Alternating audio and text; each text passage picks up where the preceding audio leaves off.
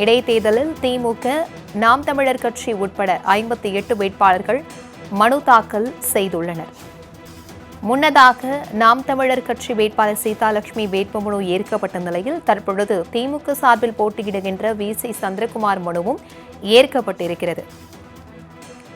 இதுகுறித்தான கூடுதல் விவரங்களுடன் இணைகிறார் எம்முடைய செய்தியாளர் மக்பூல் அகமது. வணக்கம் மக்பூல் அகமது, இது குறித்தான விவரம். வணக்கம். ஈரோடு கிழக்கு இடைத்தேர்தலில் போட்டியிட நேற்று வரை பெறப்பட்ட மனுக்கள் பரிசீலனை இன்று தொடங்கியது. மாலை 3 மணி வரை நடைபெறும். ஈரோடு கிழக்கு தொகுதியில் திமுக வேட்பாளர் வி.சி. சந்திரகுமார், நாம் தமிழர் கட்சியின் வேட்பாளர் சீதாலட்சுமி உட்பட 58 நபர்கள் 65 வேட்பு மனுக்கள் நேற்று ஈரோடு கிழக்கு தொகுதி இருக்கக்கூடிய தேர்தல் அலுவலர் மணிஷ் அவர்களிடம் தாக்கல் செய்தனர்.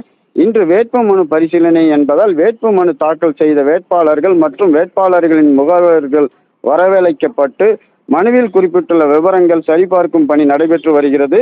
ஏற்கப்பட்ட மனுக்கள் குறித்த விவரம் மாலை 3 மணிக்கு தெரிய வரும் என்ற நிலையில் இருந்தாலும் கூட அதன் பின்பு வேட்பு மனுக்கள் வாபஸ் பெற நினைப்பவர்கள் 20ஆம் தேதி வரை வாபஸ் பெற்றுக்கொள்ளலாம் என்ற சூழல் இருக்கும் நிலையில் தற்போது பார்த்தீங்கன்னா நாம் தமிழர் கட்சியின் சார்பில் போட்டியிடும் சீதாலட்சுமி தாக்கல் செய்யப்பட்ட 3 வேட்பு மனுக்கள் ஏற்றுக்கொள்ளப்பட்டுள்ளது.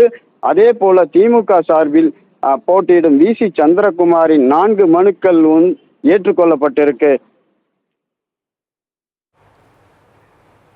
தகவல்களுக்கு நன்றி மக்பூல் அகமது.